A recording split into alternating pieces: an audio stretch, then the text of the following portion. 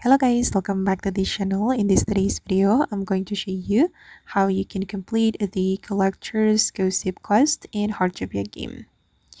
Okay, first of all, you need to find the collector and you can track him on the map. Once you find him, you need to talk to him to start the quest.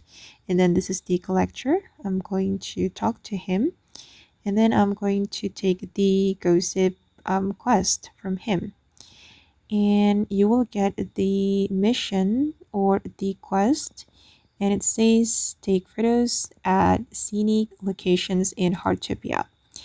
And I'm going to show you guys where the scenic locations are. For the first scenic location, I'm going to go to the flower field, and then we're going to take a photo there. Okay, this is the flower field and I'm going to take a photo. Okay, down for the first location. And then for the second location, you can go to the onsen mountain. Okay, done. Then for the next scenic location, you need to go to the forest. Forest is one of the scenic locations in Heartopia. All right, and we're going to go to the last scenic location. For the last one, you're going to go to the fishing village and take a photo there.